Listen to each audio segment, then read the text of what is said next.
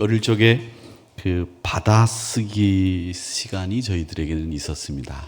그리고 글자를 잘 써야 한다라고 하는 강박관념에 어릴 때는 그 펜맨십이라고 하는 이렇게 점자로 되어 있는 것 위에 펜으로, 그리고 볼펜이나 이런 만년필이 아니라 펜촉이 있는 펜으로 잉크를 찍어서 글을 써야 정자로 잘 쓸 수 있다고 해서 수업 시간에 그 받아쓰기 또 펜맨십을 했던 기억이 납니다. 그 받아쓰기를 하는 시간에 제가 항상 헷갈렸던 것 중에 하나가 띄어쓰기였습니다. 지금도 이 띄어쓰기는 참 잘 못하는 것 중에 하나인데, 다행인 것은 한글 프로그램이 띄어쓰기를 잘 못하면 지가 띵 하고 띄어쓰기를 알아서 해주고, 그래서 참 다행입니다만은 예를 들어서 누가 아빠 뭐 하시니? 그럴 때 아빠 밥 먹어요. 똑같은 말입니다만은 반대로 아빠 밥 먹어요 라고 하는 말과는 똑같은 말인데도 다른 말입니다. 누군가가 물어볼 때 아빠 식사하시고 계시다는 뜻으로 아빠 밥 먹어요 라고 하는 말과, 아빠가 지금 전화통화를 하시면서 사무를 집에까지 오셔서 하시고 계시는데 식사 때가 돼서 엄마가 아들에게 아빠에게 가서 빨리 밥 먹으라고 해라. 그랬을 때 아들이 아빠를 향해서 가서 아빠 밥 먹어요. 인토네이션이 다르죠. 그런데 말은 똑같습니다. 완전히 다른 말이 되는 거죠.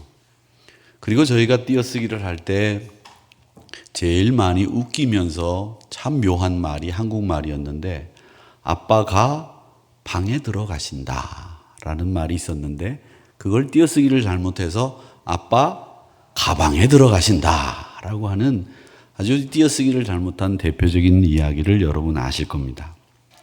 마찬가지로 우리의 말투 하나가 이 사람의 관계를 세우기도 하고 무너뜨리기도 합니다.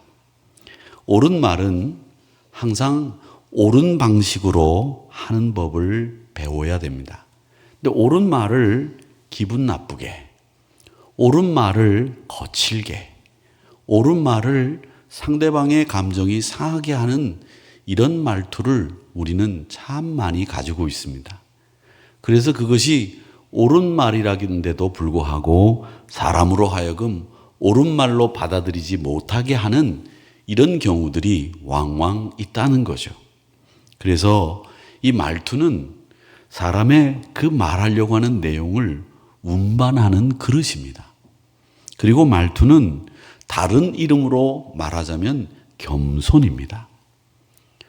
그리고 우리는 이 말을 함에 있어서 지뢰밭을 걸어가는 듯한 느낌으로 말을 해야 되는데, 먼저 이 말투라고 하는 것은 항상 여러분, 우리에게 주는 말투는 무엇보다도 가장 중요한 것은 우리의 내용을 전하는 가장 중요한 이 방법입니다. 그릇이라고 제가 말씀을 드렸는데 그것입니다. 그렇기 때문에 우리 믿음의 사람들은 항상 이 말투를 조심해야 되고, 그 말투를 어떻게 사용해야 되는가 생각해 봐야 됩니다. 오늘 잠언 15장 1절에 보면 유순한 대답은 분노를 쉬게 해도 과격한 말은 노를 격동시킨다고 했습니다. 그러니까 분노를, 유순한 말은 가라앉게 하는 반면에 반대로 내가 지금 화가 안 났는데도 과격한 말을 쏟아내는 분들이 있습니다. 그러면 화가 없었는데도 불구하고 점점 화가 나기 시작을 합니다. 결국 이 과격한 말은 노를 격동하게 만든다는 거죠. 우리가 복음을 말할 때도 똑같습니다. 잠언의 말씀의 요지는 바로 이겁니다. 같은 진리의 말을 해도 그 말하는 사람의 말 그릇이 잘 다듬어지고 온전할 때에 그 복음이 상대방에게 유익이 되고 생명으로 인도하는 말이 되지만, 그 말 그릇이 깨진 상태 속에서 그 입에서 나오는 복음은 오히려 상대방에게 상처가 될 수도 있다라는 뜻으로 우리는 해석을 할 수 있습니다. 누군가 여러분에게 맨날 걱정하는 말만 하는 사람이 있다고 가정해 보겠습니다. 맨날 걱정합니다. 들여다보면 야, 너 그 배 사람 빼면 너 일찍 죽는다. 볼 때마다 그 얘기를 합니다. 야, 너 운동하지 않으면 다리 힘 빠져가지고 이제 몇 년 지나지 않아서 못 걷는다. 이런 심한 말들을 만날 때마다 하면 그 말을 들을 때 그 듣는 사람은 어떤 생각이 들까요? 지금 그 말을 하신 분들의 말은 틀린 말이 하나도 없습니다. 다 맞는 말입니다. 우리가 며칠만 걷지 않아도 다리에 근육이 쭉 빠져서 우리가 운동하지 않으면 못 걷는다라는 말 딱 맞는 말이고 의사들이 자주 하는 말입니다. 근데 그 말을 맨날 만날 때마다 그렇게 신경질을 내면서 말할 때 듣는 사람이 그 말을 듣고 그래, 내가 오늘부터 운동해야지. 그렇게 마음을 먹고 운동할 사람이 과연 몇 있을까요? 저는 사람에게 화를 돋구어서 도리어 내가 산에 가나 보자, 내가 걷나 보자, 이렇게 도리어 반대로 더 굳은 결심을 할 수 있도록 만드는 결과밖에는 가져오지 않는다는 겁니다. 그렇기 때문에 여러분들의 말은 사람들의 마음을 움직일 수도 있기도 하지만 반대로 좋은 말, 옳은 말을 했음에도 불구하고 사람들로 하여금 도리어 반대의 결과로 갈 수 있도록 만드는 경우들도 생긴다라고 하는 겁니다. 우리가 어떤 사람을 보고 이렇게 얘기합니다. 넌 너무 예민해. 이렇게 다그칠 때가 있습니다. 그런데 그런 예민한 사람을 보고 우리가 이렇게 이야기하는 겁니다. 아유, 내가 너 걱정하는 마음 이해된다, 야. 이렇게 이야기하는 거하고 넌 매사 예민해. 이렇게 이야기하는 거하고 어떤 말이 여러분 듣는 사람 입장에서 좋게 들립니까? 내가 매사 너를 이해한다. 걱정하는 마음 이해된다. 이 말이 훨씬 더 부드럽고 그 사람으로 하여금 마음을 움직이게 할 수 있는 말이 된다라는 겁니다.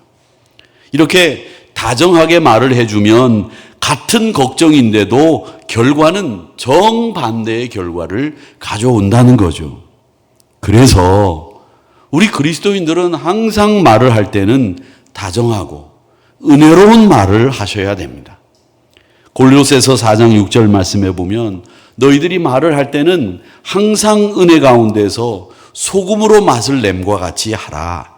그리하면 각 사람에게 마땅히 대답할 것을 알게 될 것이다. 그랬습니다.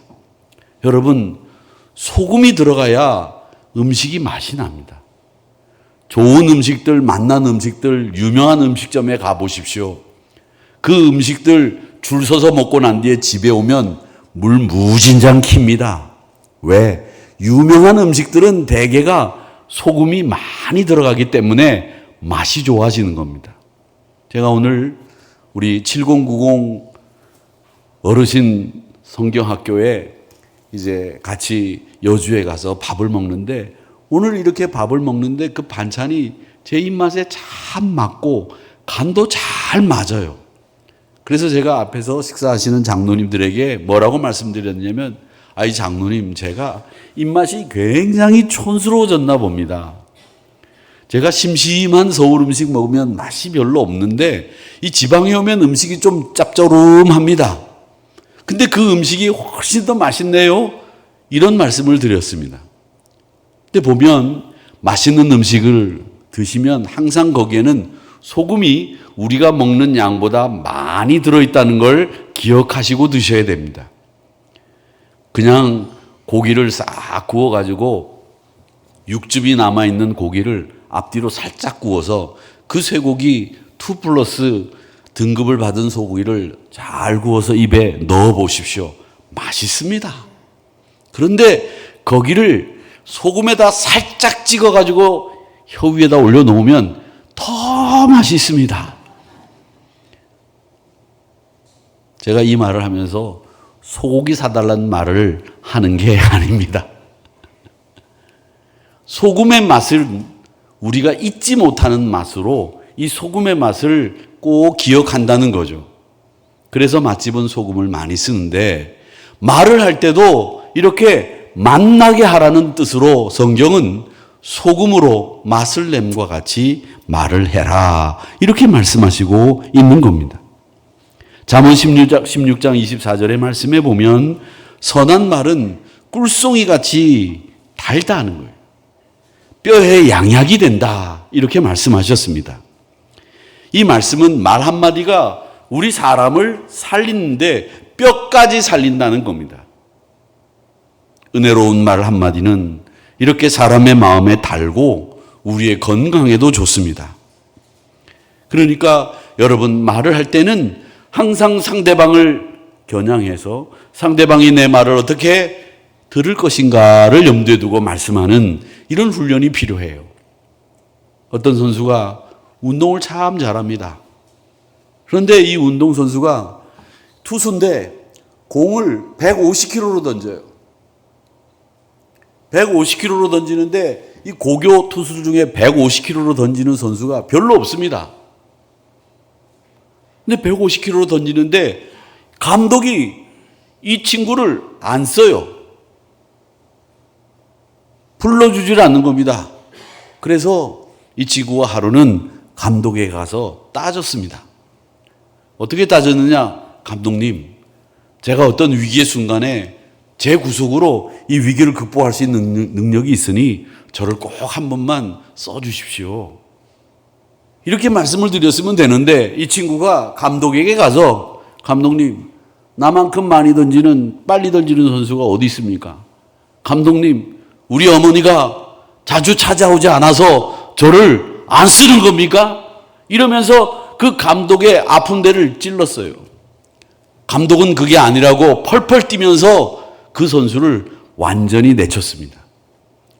150km로 던지는 선수가 앞으로 더 빨리 더 구속을 올릴 수 있는 이 선수가 한순간에 야구를 그만두었습니다. 그 사람이 누구냐? 여러분이 다 아는 사람입니다. 그런데 그 사람이 누구냐라고 하는 것을 제가 지금 여기서 말씀드리면 안 되겠죠. 그러니까 여러분, 부드러운 말투로 이야기를 했으면 그 친구는 아마 지금쯤 뭐 롯데든지 NC든지 아니면 뭐 어디에서 지금 155km 내지 157km로 강속구를 던지는 파이어볼로가 돼 있었을 겁니다. 근데 지금은 우리 가까이에 있습니다. 여러분 점검해 보십시오. 내 말이 맛을 내는 소금의 말이냐, 아니면 주변을 부식시키는 산성의 말이냐, 내 말그릇을 한번 꼭 점검해 보시기를 바랍니다. 그러면 이 말그릇을 바꾸는 힘은 어디서 나오느냐라고 하는 거죠. 겸손의 자세에 나온다고 말씀하고 있습니다. 베드로전서 3장 15절에 보면 이런 말씀이 있습니다. 너희 마음에 그리스도를 주로 삼아 거룩하게 하고 너희 속에 있는 소망에 관한 이유를 묻는 자들에게 대답할 것을 항상 준비하되 온유와 두려움으로 해라. 이렇게 말씀하고 있습니다. 말투는 다른 이름으로 바꾸면 겸손입니다. 여러분, 내가 아는 것을 다 말하고 내가 상대방이 잘못하고 있는 것을 다 말하는 것이 지혜로울까요? 저는 지혜롭지 않다고 생각합니다.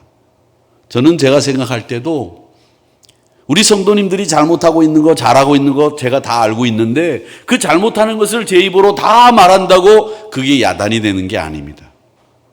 알고 있는데도 모른 척하는 것이 더 큰 부담이 되는 겁니다. 제가 한우리교회를 목회하면서 모르는 게 뭐가 있겠습니까? 그런데 말한다고 해서 그 말하는 것으로 사람을 바꿀 수 있을까요? 아니에요. 저는 그렇게 생각합니다. 그렇기 때문에 하나님께서 그를 지도해 주시고 하나님께서 우리 모두를 깨닫게 해주시는 능력을 주신 것을 믿기 때문에 우리는 기다려주고 또 우리는 같이 힘을 보태서 그를 세우는데 더 힘을 모아주는 거예요. 그게 교회 공동체가 갖는 특징이고 교회 공동체만이 할 수 있는 일이라고 저는 믿습니다. 그것이 바로 겸손의 자세이고 또 하나님을 인식하고 사는 성도들의 모습이라고 생각합니다. 예수님의 수제자인 이 베드로는 우리에게 그렇게 얘기했습니다. 복음을 전할 때 자신만만해서 네가 경험한 걸 입에 침을 튀겨가면서 이야기하기보다는 온유와 두려움으로 말해라. 그럴 때 듣는 사람들이 그 말을 잘 듣는다라고 하는 거죠. 그런데 사람이 가까워지면 가까워질수록 이 온유와 두려움으로 말하지 않고 함부로 말하게 되는 경향들이 있습니다. 저와 제일 가까운 사람이 저희 집사람입니다. 이 사람은 저에게 온유와 두려움으로 말하지 않습니다. 오늘도 새벽기도 끝나고 난 뒤에 저한테 뭐라고 그러냐면 참 목사님 새벽기도 설교를 들어보니 정말 자기가 알고 있는 말은 다 하더군요. 그렇게 길게 새벽기도 설교를 하면 어떡합니까? 제가 온유와 두려움으로 말을 못 듣고 야단과 불편으로 그 말을 들었습니다. 그런데 그 말을 듣고 돌아서는데 우리 연세 많은 장로님 한 분이 저한테 문자를 쫙 보냈어요. 목사님, 요즘 새벽에 로마서를 가지고 말씀하시는 것에 은혜를 받습니다. 그렇게 보내오셔서 제가 위로가 되고 얼마나 힘이 됐는지 모릅니다. 여러분, 제가 이렇게 살고 있습니다. 여러분 지금 웃을지 모르지만 제 마음에서는 피눈물이 흐릅니다. 노장도님, 제가 말이 많았습니까? 새벽에? 아니라고 하셔야죠. 뭐 여기서 말이 많으셨습니다. 그러시진 않을 뿐입니다만은 제가 우스갯소리로 여러 번 말씀드렸습니다마는 온유와 두려움으로 복음을 이야기하는 것, 그건 하나님 앞에 선 우리 신자들의 태도다. 고린도전서 13장 4절 5절 말씀하시죠. 사랑은 온유하고 오래 참고 시기하지 않고 자랑하지 않고 교만하지 않고 무례히 행하지 않고 자기의 유익을 구하지 않고 성내지 않고 악한 것을 생각하지 않습니다. 그렇게 이야기했습니다. 하나님의 사랑을 가진 사람들은 우리가 말을 할 때에도 언제나 항상 겸손함과 두려움으로 한다는 것을 이야기하고 있습니다. 오늘 예수님이 말씀하시지 않았습니까? 예수님이 이제 수가성이라고 하는 사마리아 성을 들어가셨어요. 낮에는 이 팔레스타인 지역이 기온이 45도까지 올라가기 때문에 물을 길르러 가거나 일을 하는 것이 보통 힘든 일이 아니에요. 그래서 점심을 먹고 오수 시간을 갖습니다. 스페인 사람들은 그걸 피에스타라고 그렇게 얘기하는데 오수 시간을 한 2시간 정도 가져요. 더운 나라 사람들은 다 점심을 먹고 오수 시간을 가지는데 그 시간에는 움직이면 이건 일의 능률도 오르지 않을 뿐만 아니라 사람이 지치거든요. 우리가 여기서 이제 선교 여행을 가기 전에 캄보디아에 가서 우리가 지붕을 만들어주고 담을 쌓아주고 이 기둥을 박아가지고 담을 착 철근 쌓아가지고 해주면 우리 남자들 한 10명이 가면 한 이틀이면 다 끝내고 올 거라고 생각을 하고 가서 땅을 파봅니다. 기둥 하나 심기 위해서 땅 한 번 파고 나면 정말 기진맥진합니다. 그 더운 날씨에 땀을 흘리면서 땅을 파는 게 이런 한국의 날씨에서 땅 파는 거하고는 비교가 안 될 정도로 체력 소모가 굉장히 큽니다. 그래서 그걸 다 끝내지 못하고 와요. 그런데 그렇게 더운 날씨에 여름에 낮에 움직인다고요? 못 움직입니다. 근데 낮에 수가성 운물가에 어떤 여성이 물을 길르러 온 거예요. 왜 물을 그 시간에 길르러 왔겠습니까? 사람들의 눈을 피하기 위해서 그 시간에 온 거죠. 사람들의 손가락질을 받는 여인이었기 때문에 그랬던 겁니다. 그런데 그 여인에게 네 남편이 어디 있느냐? 데리고 오라고 하니까 그 여자가 대답하되 뭐라고 얘기하느냐면 저는 남편이 없습니다. 그렇게 대답을 하게 만들죠. 야, 너 지금 나온 거 보니까 네 행실이 평소에 반듯하지 못했구나. 너 그런 식으로 살면 안 돼. 정신 차려. 이렇게 이야기를 예수님이 하셨다고 하면 그 여성이 복음을 받아들일 수 있었을까요? 절대 받아들이지 않았을 거예요. 그냥 남편 데리고 와라. 그런 말에 남편이 없다는 이실직고를 토로하게 만들고 그 남편 없음에 대해서 분명하게 이야기합니다. 네가 남편이 없다는 말 정말 솔직하게 말해주어서 고맙다. 네가 물을 길러러 오지 않아도 되는 정말 네 마음속 심령 속에서 끊어지지 않는 생수가 흘러나올 수 있는 말씀을 내가 전해주겠다. 그러면서 대화를 열어갔습니다. 그 여인의 마음을 상하게 한 것이 아니라 그 여인을 모욕한 것이 아니라 네 말이 참되다. 솔직하게 나에게 이야기해줘서 너무 고맙다. 그러면서 이야기를 풀어갔다는 겁니다. 상대방의 죄를 지적하거나 상대방의 허물을 지적한 것이 아니라 그를 솔직하고 진솔하게 대답했다고 칭찬하면서 대화를 풀어갔다고 하는 겁니다. 주님의 말씀은 결국 그 여인을 존중해 준 거죠. 그래서 제가 늘 말씀드리는 겁니다. 우리 교회는 서로를 존중해 주는 교회가 되기를 원합니다. 특별히 우리 장로님들을 배나 존경하십시오라고 하는 말씀을 제가 자주 드리는 이유는 장로님들이 늘 무슨 일에든지 선봉에 쓰기 때문에 때로는 과가 보일 수도 있습니다. 그러나 그분들이 열심히 하려고 하는 그 헌신의 마음을 여러분들이 이해하신다면 과보다도 그 뜨거운 열정을 보시고 따라가 주셔야 되고 존경해 주셔야 되고 박수 쳐 주셔야 되는 것이 마땅합니다. 그렇게 할 수 있는 것이 쉽지 않기 때문에 그렇다는 거죠. 또 우리 권사님들, 기도하시는 권사님들이 제가 늘 말씀드리지만 예배 때 그 예배를 위해서 기도하시는 권사님이 있는 교회는 한우리교회밖에 없습니다. 제가 지금까지 목회를 하면서 어떤 목사님을 만나도 예배 시간에 그 예배를 위해서 기도하는 권사님이 있다는 목사님 못 봤고 그런 교회에 있다는 소식을 못 들었습니다. 우리 교회가 그만큼 기도하는 권사님이 있다는 정말 멋진 자산이 있는 교회라고 하는 것이 자랑스럽고요. 정말 좋다는 생각이 듭니다.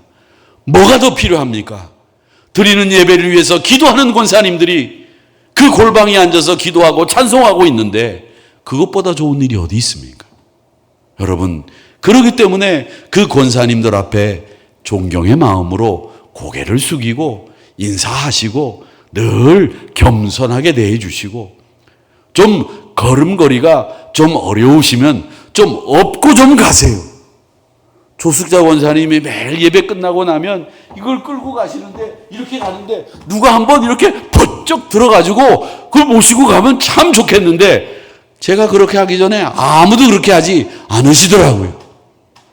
오늘 심야기도 끝나고 조숙자 권사님 집까지 누가 업고 가실 줄로 믿습니다. 이철의 장로님이 같이 사시고 계셔서 업고 가실 수는 있는데 이철의 장로님도 사실 옛날로 따지자면 극도인이에요. 그렇기 때문에 지금 이철의 장로님이 업고 가시는 건 좀 무리고 권사님 비가 오시기 때문에 아마 권사님 댁까지 가는 데는 누군가가 꼭 도움을 주실 줄로 믿습니다. 권사님 잘했지요? 예, 감사합니다. 하나님의 사랑이 우리 한우리 공동체에 늘 넘치기를 축원합니다. 우리가 대화를 할 때도 항상 언제나 영적인 준비를 해야 됩니다.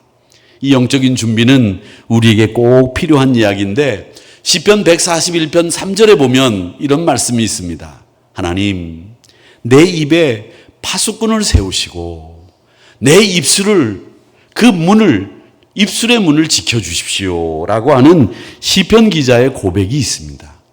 여러분, 얼마나 우리의 입술이 새치의 혀가 사람들을 상하게 하고 믿음 없는 말을 하게 하는지 시편 기자는 알고 있었기 때문에 이 141편에서 이런 고백을 하고 있는 겁니다. 스위스 출신의 개혁주의 침례교 신학자인 로저 니콜이라고 하는 사람이 있는데 이분은 늘 다부가 같은 세 가지 질문을 던지는 자세로 살았다고 합니다. 어떤 질문을 던졌느냐면 제일 먼저 내가 빚진 것이 있느냐.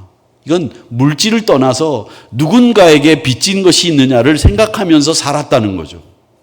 조금이라도 그 사람에게 빚진 것이 있으면 갚으려고 하는 마음으로 살았습니다. 이런 고백을 했습니다. 그리고 또 내가 배울 것은 없는지를 늘 살피면서 살았다고 합니다.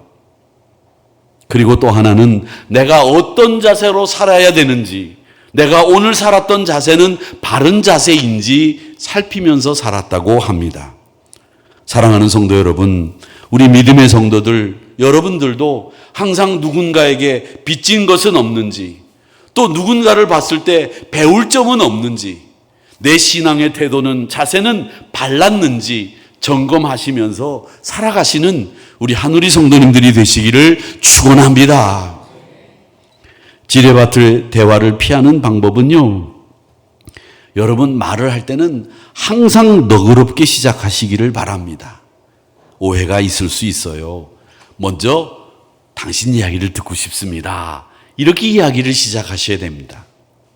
그리고 이야기를 하다 보면 감정이 올라옵니다. 그럴 때 잠시 멈추고 돌아서서 물 한 잔을 드셔야 됩니다. 그리고는 제가 제 감정을 조정한 다음에 다시 말씀을 드리겠습니다. 물을 먹고 나니까 저도 감정이 잘 조정이 되네요. 그리고 말을 하시면 훨씬 더 부드럽게 이야기를 할 수 있습니다. 그리고 또 하나, 세 번째는 우리가 말을 할 때는 우리 몸짓의 언어를 늘 점검해야 됩니다. 말하면서 어떤 분들은 그렇게 하면 안 됩니다, 이렇게 하시는 분들이 있는데 그거 안 됩니다. 그리고 저는 제가 말하면서 꼭 지적을 받는 게 있었는데 제가 그걸 고치려고 많이 애를 썼는데 저는 설교하면서 꼭 요렇게 합니다. 요렇게 많이 했어요. 여러분은 못 느끼셨나 본데요. 제가 설교하면서 제 스스로 여러분 이렇게 한 적이 참 많이 있었는데 목사가 설교하면서 이 손가락질 하는 것처럼 안 좋은 게 없다고 저는 생각해서 제가 이걸 고치려고 참 많이 노력을 했는데 그 잘 안 되더라고요. 그래서 지금은 이렇게 합니다. 이렇게 하는데 이게 잘 안 되고요. 또 이거를 저는 패드를 쓰는데 패드를 넘길 때 항상 이 가운데 손가락으로 이렇게 넘겨서 사람들이 뭐라고 하는 소리를 제가 한 2번 정도 들었습니다. 보시는 분들은 그것도 유심히 보시더라고요. 목사님 왜 손이 요것도 있고 요것도 있는데 왜 이 손으로 이렇게 해가지고 넘기십니까?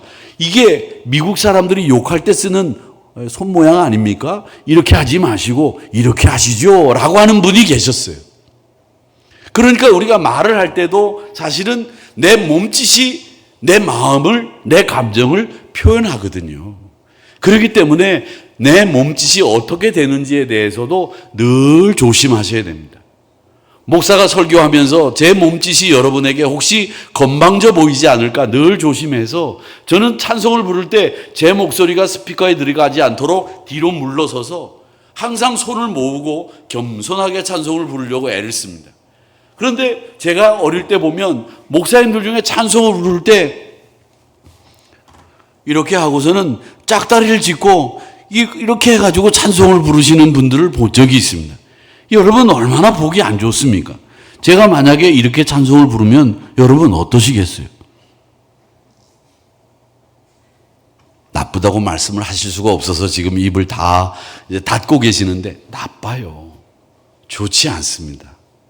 그래서 이 앞에서 서는 사람은 언제나 단정하고 반듯하게 자세도 가져야 된다라고 하는 거죠.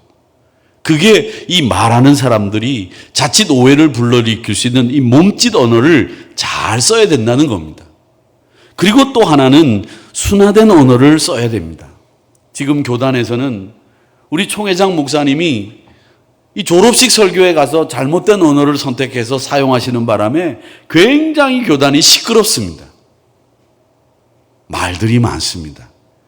순화된 단어와 언어를 쓸 수 있어야 되는데 그 언어를 못 쓰는 거예요. 잠언 12장 18절 말씀에 보면 이런 말이 있습니다. 칼을 가지고 찌름과 같이 함부로 말하는 사람이 있는데 지혜로운 사람의 혀는 양약과 같아서 사람들을 치료한다고 했습니다. 상대방에게 단정짓는 말 하지 마세요. 뭐 단정짓는 말 했어. 너 하는 거 보니까 너 옛날처럼 또 그렇게 하겠다. 너 하는 거 보니까 그럴 줄 알았다. 이렇게 이야기하는 단정 짓는 말이 사람을 상처나게 하는 겁니다. 제가 아는 친구가 하나 있습니다. 집안이 참 좋습니다. 형도 KS입니다. 동생도 KS입니다. 얘만 KS가 아니라 MS입니다. M은 저희 학교 고등학교를 나왔고 S는 서울대학이 아니라 성균관대학을 나왔습니다. 근데 이 친구가 공부를 참 잘했는데 공부를 고3 때부터 안 하더라고요. 그럼 너 공부 좀 해라. 제가 우리 반에서 제일 무서운 사람이었습니다. 그래서 공부 좀 해라. 제가 가가지고 얘기했더니 공부 안 하겠대요. 그거 왜 안 하겠냐? 그랬더니 형만 아버지가 인정하고 여동생만 아버지가 인정하고 나만 우리 아버지가 미워한다는 거예요. 그러니까 아버님이 강화분이셨는데 대한항공 기장이셨어요. 공군을 제대하시고. 근데 이 양반이 참 강직하고 이 양반이 참 반듯하고 봐도 바늘로 찔러도 피 한 방울 안 나게 생기신 분이셨어요. 정말 그 삼형제가 공부를 잘했는데 아버지가 말 한 번 잘못한 거예요. 어떤 말을 했느냐? 밥을 먹다가 숟가락을 떨어뜨렸어요. 그랬더니 그 아들을 보고서 큰 아들한테는 한 번도 하지 않은 말을 그 아들한테 한 거예요. 그 말을 제가 지금 여기서 공개하기는 어렵지만 그 말에 이 아들의 마음이 다쳐버렸어요. 내가 공부 하나 보자. 내가 어떻게 사는지 보자. 내 아버지 인생의 최고의 쓴맛을 아버지에게 내가 보여드리겠다. 그래서 빗나가기 시작했어요. 여러분, 이렇게 상대방의 마음에 상처를 주는 말, 단정 짓는 말, 이런 말들이 결국은 사람을 망치는 겁니다. 그러기에 순화된 언어, 정제된 언어, 잘 선택된 단어를 선택해서 말씀하셔야 됩니다. 그리고 상대방이 말을 이해하지 못하면 바로 넘기면 안 되고 제가 이해한 게 맞나요? 아니면 이해를 바로 하셨는지 제가 몰라서 다시 설명해 드리겠습니다. 이렇게 서로 소통이 잘 돼야 됩니다. 그리고 또 중요한 것은요, 받은 은혜는 기억하십시오. 받은 사랑을 기억하십시오. 받은 사랑 기억하고 받은 은혜를 기억해야 되는데 우리 믿음의 사람들이 받은 은혜를 까먹어요. 받은 은혜에 감사할 수가 없는 거예요. 얼마나 감사한지를 생각할 수 있으면 우리도 함부로 할 수 없다는 겁니다. 그리고 언제나 우리 사람들은 그리스도인들이 아니겠습니까? 적이 아닌 친구입니다. 그리고 우리 한우리 공동체는 가족입니다. 그렇기 때문에 이 가족들끼리 사랑하는 사람들끼리 더 상처받기가 쉬워요. 사랑하는 사람들의 말 한마디에 더 실망하기 쉽단 말이죠. 그렇기 때문에 우리 믿음의 사람들은 십자가 아래 나란히 서 있는 가족으로서 여러분들이 하는 말들은 더 다정하고 더 따뜻하고 더 공감이 가는 말을 할 수 있어야 되겠다. 에베소서 4장 15절 말씀에 보면 사랑 안에서 참된 것을 하여 범사에 그에게까지 잘할지라 그는 머리니 곧 그리스도니라 라고 했습니다. 우리는 동지입니다. 세상과 싸워야 되는 동지고 또 전쟁터에서 영적인 전투를 같이 하는 전우입니다. 그렇기 때문에 총알이 떨어지면 총알을 줘야 되고요. 총을 잃어버렸으면 내 총을 쓰라고 줘야 되는 동지라는 거예요. 적이 아닙니다. 이걸 분명히 아셔야 됩니다. 특별히 이 조직사회와 남자들 세계에서는 내 편과 네 편을 잘 구분하셔야 됩니다. 특히 전쟁터에서는. 그래서 우리가 전쟁을 할 때 군대 가서 제일 먼저 배우는 게 뭡니까? 피하 식별이란 말을 쓰는 거예요. 내 편인지 네 편인지를 모르고 적이 아닌데도 적처럼 대하는 이런 말투는 안 된다라는 거죠. 그러기에 우리 사랑하는 성도 여러분, 신앙으로 하나 된 동지요, 전우요, 가족입니다. 우리가 서로 우리를 위해서 더 순화되고 아름다운 말을 통해서 우리 한우리 공동체를 건강하게 만들어 가시는 여러분들이 되시기를 주님의 이름으로 축복합니다.